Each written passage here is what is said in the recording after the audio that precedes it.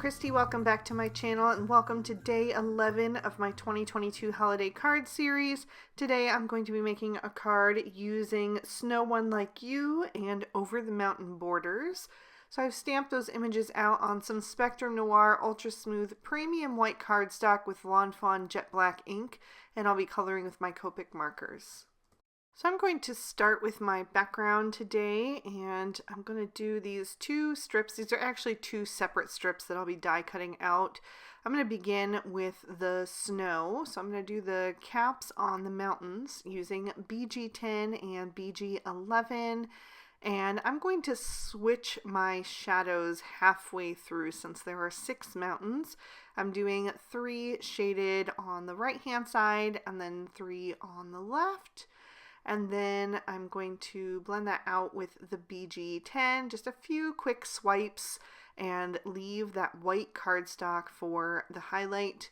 And then I'm going to do the same thing for the snow bank. I'm just going to come along and draw in the line with that BG11 so it gets a nice frosty glow at the top of both of those hills. And then I'll use the BG10 to kind of soften that a bit.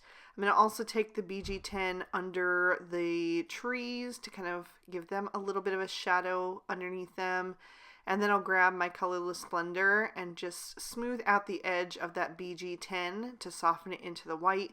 I'm not going to bother on the snow-capped mountains, but I did it on the snow banks. And then I'm going to also add in the 2 little snowballs from Snowball Fight. I forgot that I wanted to use those on this card, so I didn't show the stamp set at the beginning, but I quickly remembered and stamped those out before I got too far into the video. I'm going to experiment a little bit on these mountains. I wanted something that was kind of like a dusky purple, but I didn't want it like too bold. I wanted something that was a bit more muted. So I ended up going with BV31, BV34, and then BV25 for the shadowed areas because it has that really desaturated feel to it. But it wasn't dark enough. So I ended up adding in some BV29. That was a little bit too dark.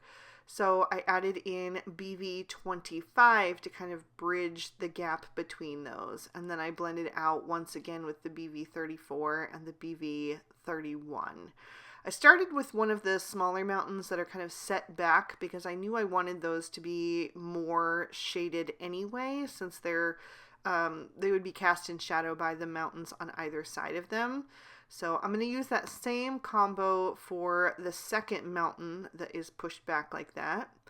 And then I'm going to leave off the BV29 for the rest of them because it is quite dark. You can see down at the bottom, it's nearly black. So I only wanted those for the ones that were recessed. So I'm going to just use the BV25 as my darkest for the rest of these mountains. And I'm just putting a little bit of shadow down toward the bottom where that snowdrift, the horizon there, would be casting a bit of a shadow on the lower part of the mountain and kind of bringing it up the sides a little bit on both the left and the right. And then I'm going to blend that out with the BV34. Just carrying that up toward those snow caps, but making sure that I leave room for the BV31 because I want it to be, a bit lighter. I didn't want it to get too dark and moody in this scene. So I'm going to blend the rest out with the BV31, and you're going to notice that it's not a great blend. That BV31 is quite a bit lighter than the other shades, so it is pushing that BV34 away.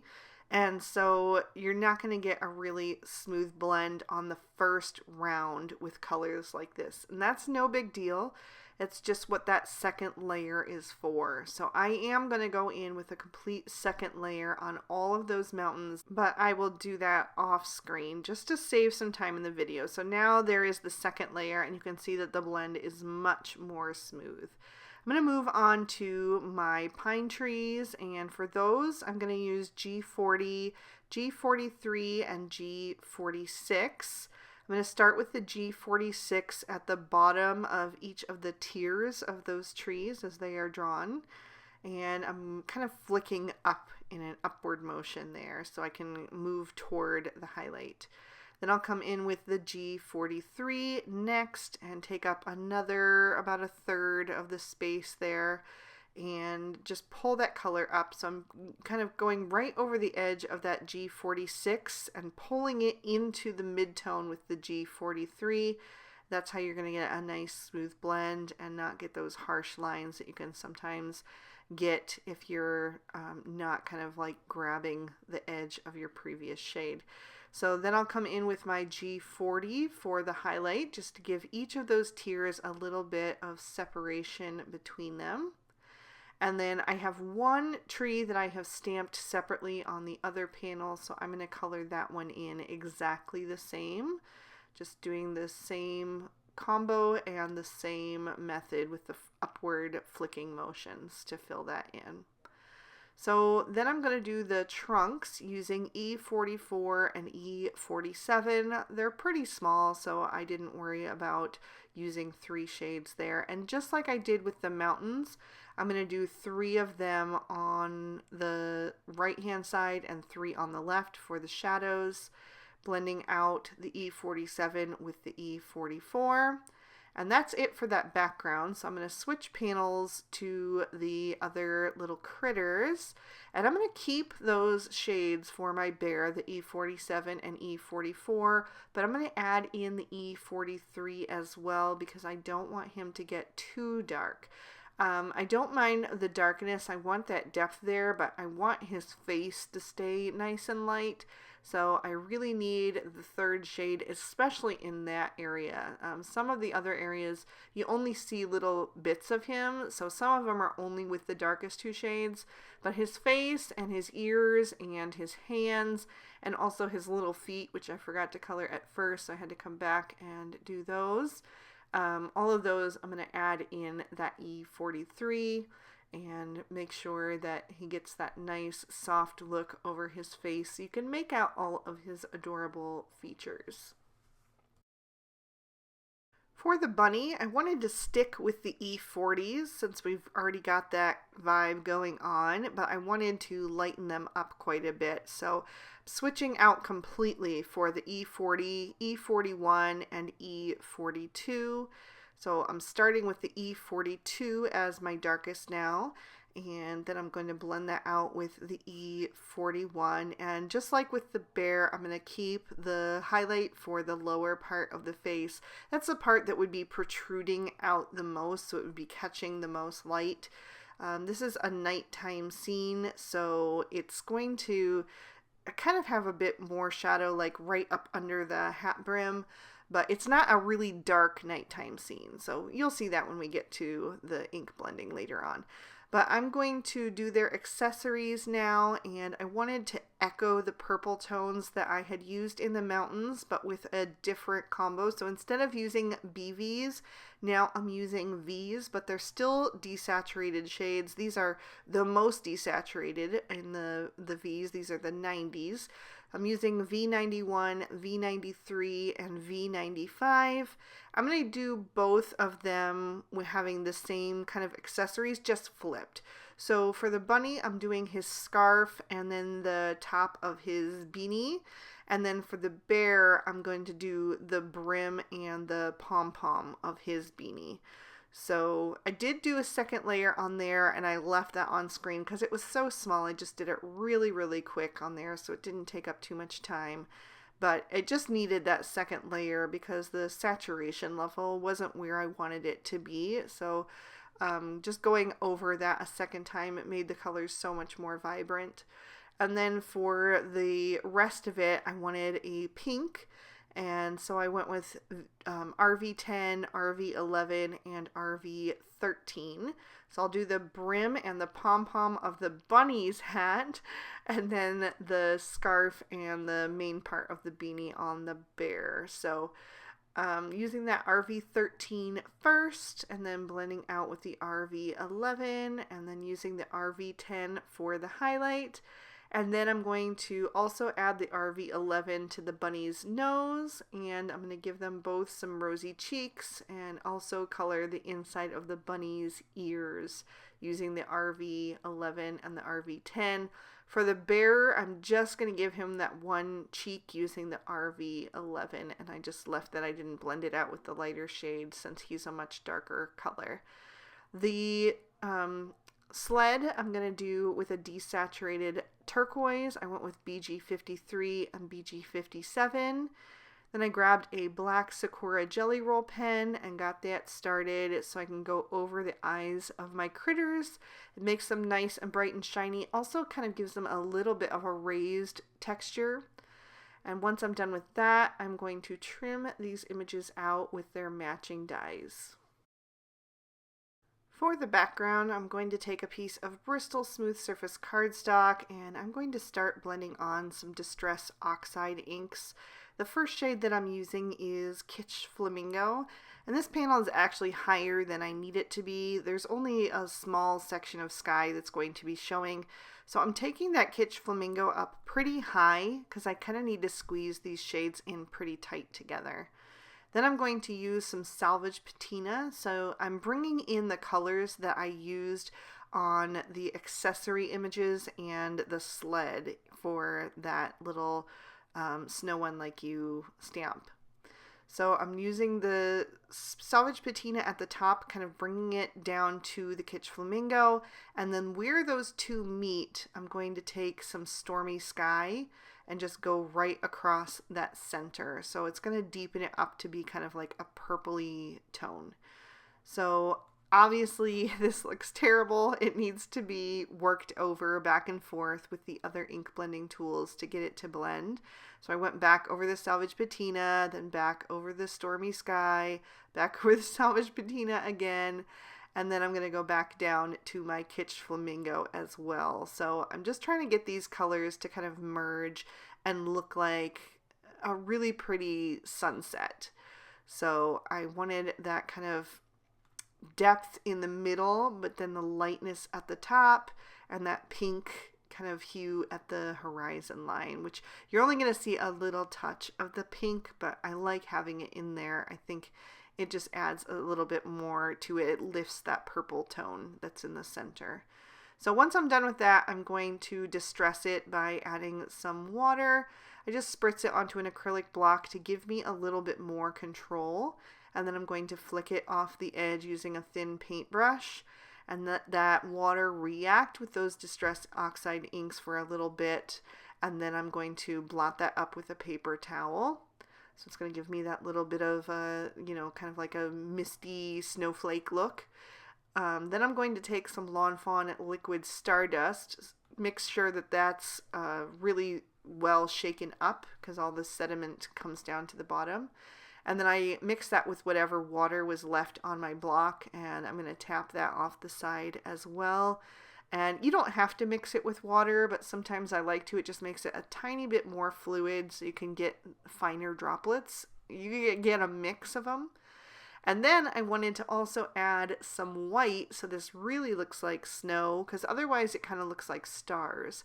So I'm going to take some Dr. P.H. Martin's Bleed Proof White, and I just mixed that with whatever was left on that block as well. So it has a little bit of that liquid Stardust mixed in too. And then I'm going to tap that off as well to give me the really fine snowflakes that I wanted to go for. I almost wanted them kind of shooting up from the bottom as well as these critters are kind of sledding down this hill. Then I'm taking a piece of pattern paper from the Nitpicky Winter 6x6 pad. I'm going to use this beige sweater print.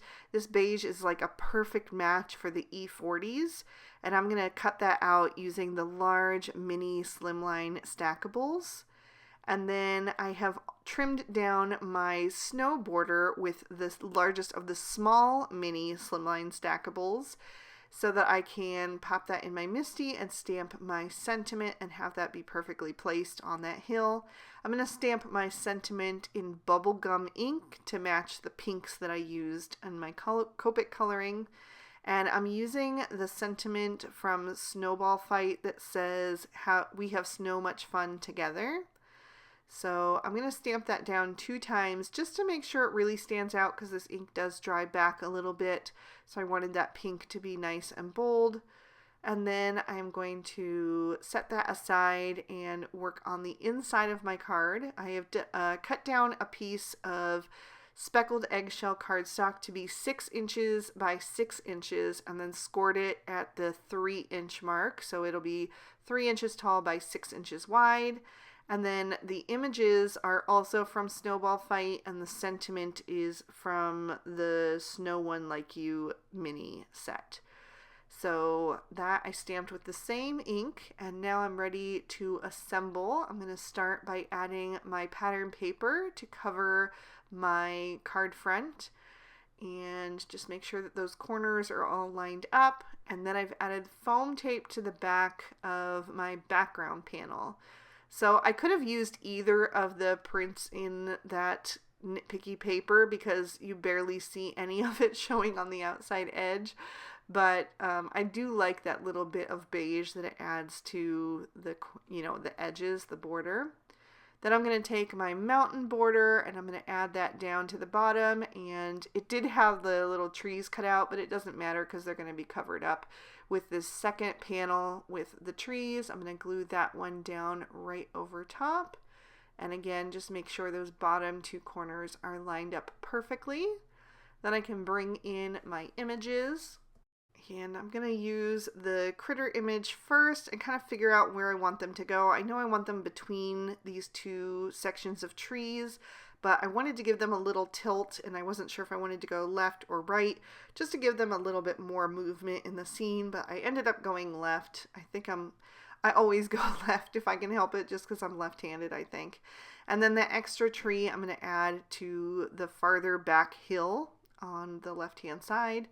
And then I have these 2 snowballs from Snowball Fight, and at first I added them with the snowball on the inside, and then I thought, that doesn't quite look right, because I wanted it to look like the snow is being kind of kicked up from their sled, and so it really needed to have the snowball facing out for that to make sense to me, because the more snow would be flying away. I think having the motion lines closer to them made more sense. So I just reversed it.